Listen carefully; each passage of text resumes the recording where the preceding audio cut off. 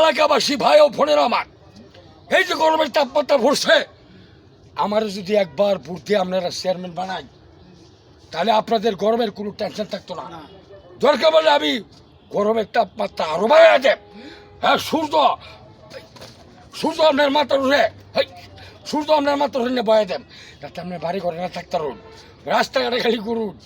আমি হলো এই চেয়ারম্যান, এরপরে যদি আমার আপনার চেয়ারম্যান বানান, নদীর মাঝে মাছ একটাও থাকতো না, সব মাছ চাইবো আপনার ভাইলেটের মধ্যে উঠতে বয়ে থাকবো, আন্ডা গেলে বাচ্চা বাচ্চা খাইবেন।